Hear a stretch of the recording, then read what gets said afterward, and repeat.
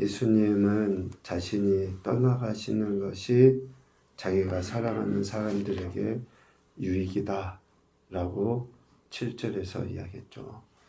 예수님은 들리셔야 될 것에 대해서 계속 이야기하십니다. 왜 자기가 사랑하는 사람들에게 유익인가? 자신이 떠나셔야지만이 또 다른 보혜사 곧 성령님이 오실 수 있기 때문에 그렇다라고 7절 하반부에 이야기해요. 또 다른 보혜사 곧 성령님께서 오셔서 하시는 일에 결국은 알리시는 거예요. 알리시는 거. 여기서 알리다라고 하는 것은 상세히 보고하거나 확실하게 선포하다라는 그런 의미입니다. 성령님의 가장 핵심적인 사역이 뭐냐? 알리시는 것. 성령이 임하시면 권능을 받고 증인이 된다 했잖아요. 그 권능은 새로운 권능이 아니에요. 이미 예수님과 함께 있었던 제자들이 예수님과 함께 다니면서 행했던 그 일들을 드러내 보이는, 그러니까 성령님으로부터 받은 담대함을 가지고 드러내 보이는 거죠. 예수님께서 제자들을 파송하셨을 때에 어떤 일이 있었습니까? 귀신도 쫓아내는 능력도 나타냈었어요. 또 병도 고치는 일들도 제자들이 했었거든요. 그런데 예수님이 십자가에 못 박혀 죽임당하실 때는 제자들이 어떻습니까? 두려워하고 숨고 피하고 배신하고 부인하고 하는 그러한 일들이 있었지만 이제 예수님이 승천하시고 난 이후에는 어때요? 성령님이 임하시니 담대하게 이전에 했던 일들 더더욱더 확실하게 해나가는 거죠. 왜? 성령님이 오셔서 알려주시니. 성령님이 오셔서 다시 한번 예수님이 하셨던 말씀들, 예수님이 보이셨던 일들. 그래서 오늘 13절, 14절, 15절에 보면 우리가 어제도 이야기했지만 예수님에게서 들은 것을 말하며 장래의 일을 알려주셔요. 성령님이 오셔서. 14절 예수님의 것을 가지고 예수님의 사람들에게 알리셔요. 그러니까 성령의 역사는 예수님의 사람이 아닌 사람들은 이해를 못해요. 알지도 못하고. 예수님의 사람들에게 성령님이 알려주시기 때문에. 15절 아버지 하나님께 있는 것, 즉 예수님의 것을 가지고 알리신 거예요. 전혀 새로운 게 아니에요. 이미 예수님께서 말씀하시고 가르쳐 주시고 아니면 더 본질적으로 구약의 아버지 하나님이 하셨던 그 말씀과 역사들을 다시 한번 알려주시는 거예요. 가르쳐 주시는 거죠. 이렇게 보혜사 성령 하나님은 성자 예수 그리스도의 존재와 사역과 밀접하게 연관이 있어요. 성령님은 독단적으로 뭔가를 하시지 않으셔요. 동일한 위격으로 우리가 보지만, 그러니까 본체로 보지만 성령 하나님은 철저하게 성자 예수 그리스도의 존재와 사역을 통해서 성령 하나님은 자신을 드러내 보이시는 거예요. 그래서 성자 예수 그리스도와 밀접한 연관이 있는 거죠. 성자 예수님께서 들리셔야 할 사명을 감당하신 이후에야 비로소 예수님의 사람들에게, 여기에서 예수님의 사람들에게라고 특정 짓는 이유가 있어요. 성령 하나님은 이미 창조 때부터 구약시대 성부 하나님이 역사하실 때도 성령 하나님은 존재하셨고 일하셨어요. 그러니까 지금도 안 믿는 사람들에게 어떤 소위 양심의 그런 가책이나 또 소위 어떤 신비적인 것들을 경험도 해요. 그것은 우리가 이야기하는 것처럼 믿는 사람이나 안 믿는 사람에게 동일하게 비가 내린다든지 햇빛이 쬐다든지 하는 일반 은총이에요. 일반 은총. 그런데 여기에서 예수님의 사람들, 이라고 하는 것은 특별은총이에요. 특별은총. 믿는 사람들에게 지금 예수님이 자기 사람들, 자기 사람이라고 한정지어서 이야기하시는 것은 일반 계시나 일반 은총이 아니라 특별 계시, 특별 은총으로서의 성령의 역사를 이야기하는 거죠. 그러니까 보혜사 성령 하나님은 예수님의 사람들에게 오셔서 하나님 아버지께 있는 예수님의 것을 가지고 알리시는 일, 즉 가르치고 생각나게 하셔서 인도하시는 일을 하는 겁니다. 세상 사람들도 양심의 가책을 느껴요. 그런데 그것을 우리는 회개라고 이야기하잖아요. 왜? 그냥 뉘우치는 정도이지 성령의 역사로 일어나는 회개는 예수님의 사람들에게만 일어나는 거예요. 에게만.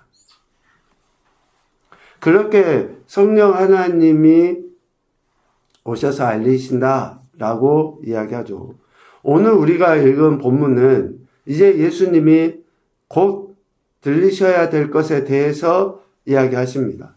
조금 있으면 너희가 나를 보지 못하겠고 또 조금 있으면 나를 보리라 라고 예수님이 이야기하셔요.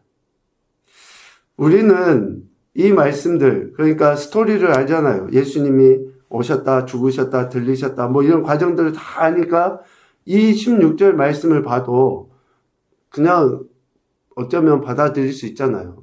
그런데 지금 예수님의 제자들 입장에서 한번 봐보세요. 무슨 말장난하는 것도 아니고 이게 도대체 무슨 말이야? 그러니까 밑에 제자들이 의문이 생기는 거예요. 문의가 드는 거예요. 이 말이 무슨 말이야? 조금 있으면 보지 못하겠고 조금 있으면 보겠고. 아니 지금 예수님이 우리와 함께 같이 계시는데 물론 들리신다라고 이야기하지만 그때가 언제인지 정확하게 이야기도 하지 아니하시면서 지금은 보고 나중에는 볼 수 없다. 지금은 내가 떠나간다. 뭐 이런 이야기를 계속 하시는 것이 저들은 지금 이해가 안 되는 거죠. 그런데 예수님께서 하시는 말씀의 의미 속에는 결국에는 예수님을 실제, 그러니까 가시적인 실제로 보는 것과 영적인 실제로 보는 것이 무엇인지에 대해서 예수님은 말씀하시고자 하는 거예요. 조금 있으면 보지 못한다. 여기서 보지 못하겠다라고 하는 그 말은 더 이상 뭐뭐가 아니다. 그런 의미거든요. 그러니까 더 이상 예수님을 볼 수 없다. 눈으로는. 예수님께서 잠시 제자들 곁을 떠나실 것을 강조하는 표현으로서 조금 있으면 보지 못하겠다. 라는 그 이야기를 하신 거예요. 그리고 그 시점이 이제 바로 지금이다. 이제 얼마 있지 않은 그런 시점이죠. 예수님께서는 이렇게 제자들이 가시적인 눈으로 예수님을 볼 수 없을 때가 다가왔다.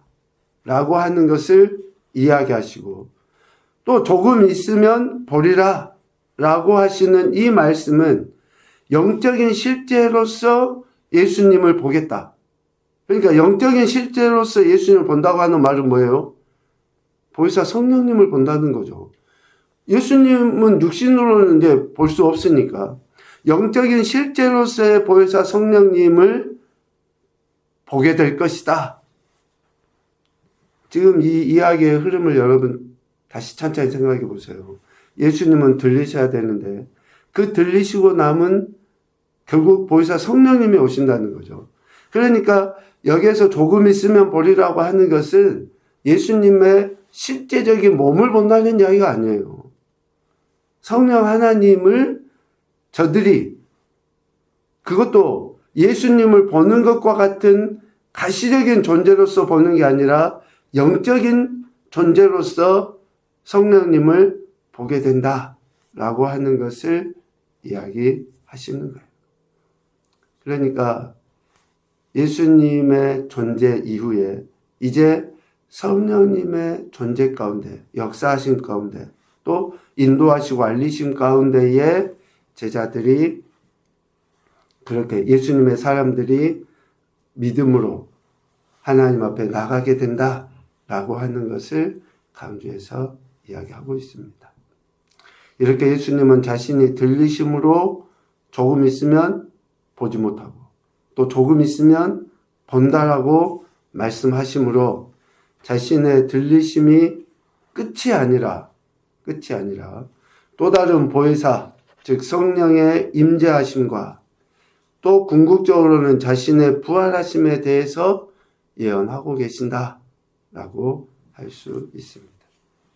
이렇게 예수님의 들리심에 대해서 말씀하시죠.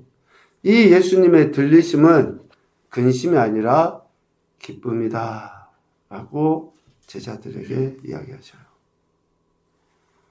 14장 1절에서도 이야기했죠. 자기 사람들이 근심하는가 또 두려워하는가 그러지 말라는 거예요. 근심하지 말아라. 두려워하지 말아라. 왜? 자기 사람들, 즉 예수님의 사랑을 받은 사람들이 예수님께서 더 이상 육신의 몸으로 함께 할 수 없기 때문에 두려워한 거잖아요. 그런데 예수님은 자신의 들리심이 오히려 유익이다. 더 나아가서는 기쁨이다. 라고 이야기해요. 기쁨. 참 우리 기독교는 어쩌면 이런 거 이해가 잘 안 되는 거예요. 세상 사람들은. 사랑하는 스승이 또 그렇게 함께 동고동락했던 이가 죽으신다라고 이야기하면서 이것이 너희에게 기쁨이다. 유익이다. 그러니까 참 이런 것들은 예수님께서 하나님으로서 우리 모든 인생에게 궁극적으로 주시고자 하시는 소위 천국 이런 것에 근거한 표현이고 확신인 거죠. 예수님이 들리심이 유익일 뿐만 아니라 기쁨이라는 기쁨. 왜 기쁨이냐? 예를 들어서 이야기해요. 20절에 보면 해산하는 여인이 해산하려 할 때는 고통스럽잖아요. 그런데 그 해산의 고통이 지나고 나서 아이를 낳으면 출산하게 되면 그 기쁨 때문에 뭘 잊어버려요? 해산의 고통을 잊어버리는. 그것과 같다고 지금 이야기하시는 거예요. 그러니까 얼마나 예수님의 들리심은 우리 인간에게 있어서 또 고통인 것처럼 보여지지만 그것은 고통이 끝이 아니라는 거예요. 들리심은. 결국에는 우리 모든 인생을 향한 기쁨이라는 것을. 예수님의 들리심, 즉 십자가의 죽으심이라는 그 고난 이후에 우리에게 주어질 부활의 영광, 또 영원한 천국이 있기 때문에 그 고난은 잊어버리는 그것과 같다라고 이야기합니다. 성경에서 이야기하는 기쁨은 육체적인 기쁨, 육신의 기쁨을 이야기하지 않습니다. 성령 하나님의 은혜로서 열매로서의 기쁨을 이야기해요. 히브리어로 카라라고 이야기하는 이 기쁨은, 헬라어로. 카라라고 이야기하는 이 기쁨은 단순한 감정 정도의 기쁨이 아니에요. 성령 안에서 누리게 되는 희락을 기쁨이라고 이야기해요. 이것은 예수님의 사람들, 예수님을 믿는 사람들만 누리는 기쁨. 또 다른 보혜사 성령님께서 오셔서 예수님의 사람들에게 예수님의 말씀을 가르쳐 주시고 생각나게 해주시고 더 나아가서는 그 말씀의 순종함으로 말미암아서 누리는 그 기쁨을 이야기해요. 희락이라고 표현할 수 있습니다. 결국 예수님의 들리심이 예수님의 사람들에게 기쁨일 수 있는 것은 성령 하나님의 역사하심이라고 하는 것을 이야기하죠. 이 기쁨을 누리며 사는 자들이 예수님께서 다시 오실 때에 기쁨을 빼앗기지 않는다 라고 22절에 이야기하고, 또 그 기쁨을 누리며 사는 사람들이 예수님의 이름으로 구하는 것을 통해 기쁨이 충만해져요. 24절. 다시요.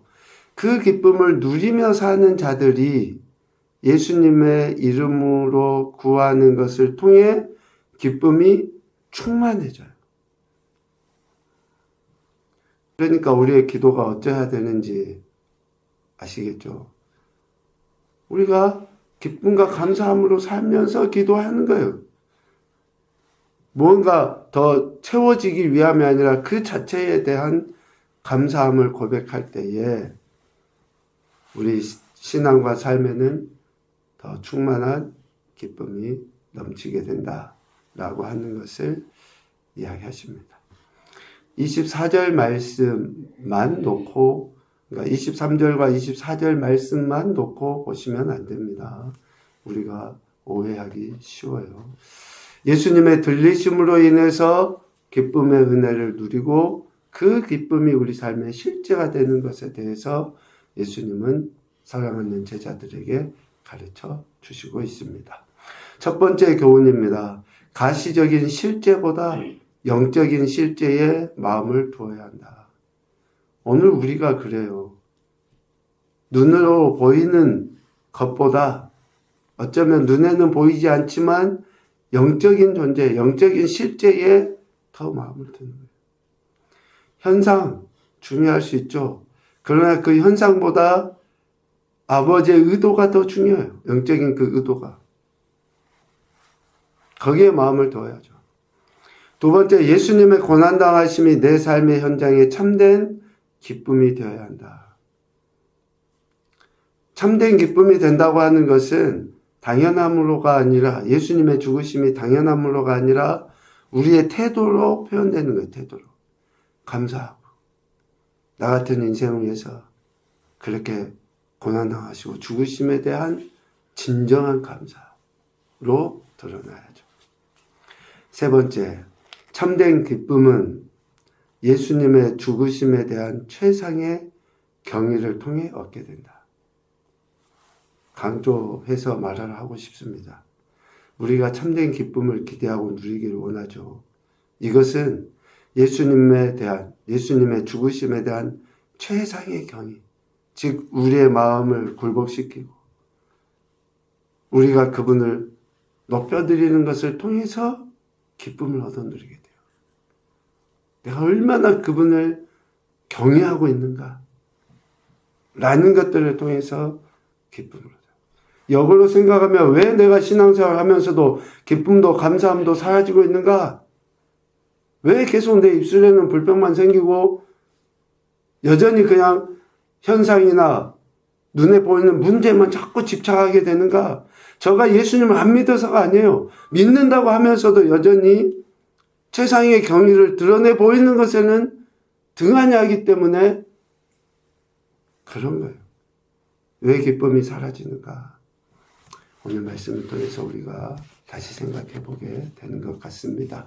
예수님의 들리심은 결국 우리에게 유익과 참된 기쁨의 은혜를 주시기 위함입니다.